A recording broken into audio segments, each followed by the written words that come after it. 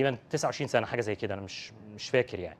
تمام، وهم كلهم اربعينات، فايه الشاب الجديد اللي جاي امبلمنت حاجه جديده ده؟ انت ليه عايز تغير الفايلات وليه عايز تغير ده؟ فانت هتلاقي ريزيستنس، وده يرجعك لنقطه ان انت تبقى اجايل.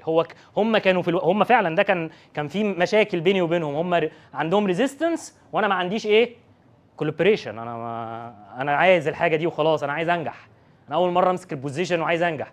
فهو قال لي انا ممكن اساعدك، هبعت ايميل وكله هيبعت الفيدباك ان 1 اور، بس مش هو ده اللي انا عايزه. انا عايزك انت اللي تعرف تاخد منهم الحاجه ازاي. لازم يبقى في كولابريشن، لازم توصل لهم الامبورتنس بتاعت الحاجه دي، تقول لهم والله ان المانجمنت الكلام ده بيتعرض ليها في الوقت الفلاني، وتقعد تفهمه الريبورت، تبدا تعمل كولابريشن بتوين يو اند التيم بتاعك. تمام؟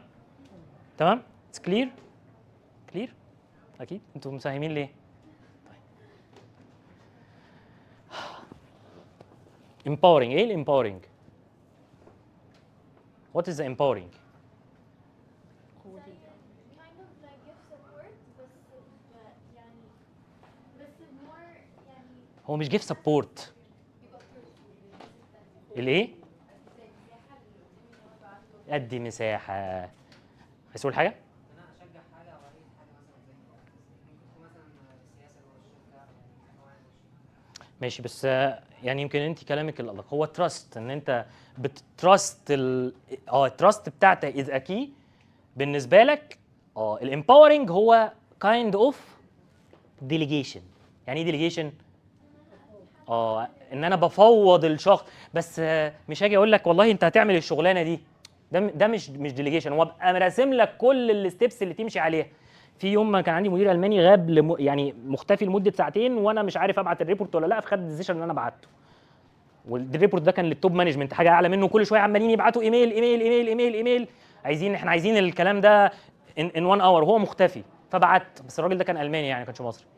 بعد ما رجع قال لي جود سيلكشن، قال لي جود تشويس. يعني هو ما قاليش الريبورت صح ولا غلط، ما قاليش اي حاجه، هو بس اتبسط ان انا خدت ديسيشن ان انا ابعت الريبورت. اي حد ممكن مدير تاني يقول لك انت بعت ليه؟ انت عملت ايه؟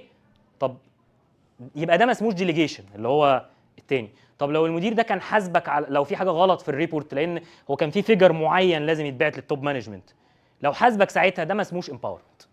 هو بيسبورت يو حتى لو غلطت، لانه لو ما عملش تراست فيك في الوقت ده، انت هترجع ستيب باك تاني ومش هيبقى عندك امباورمنت. خلاص انا اي مشكله هتحصل انا هقف مكاني، هخاف اخد ديسيشن. فهو بيديليجيت وبيتراست يو، ولو اخطات بيسبورت يو، مش بيبيعك بقى عند اول ملف.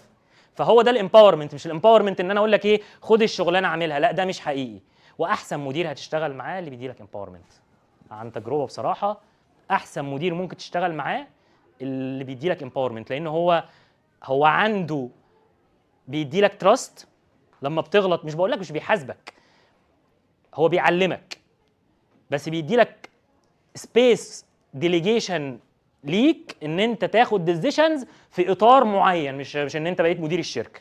طيب عشان بس الوقت بتاعنا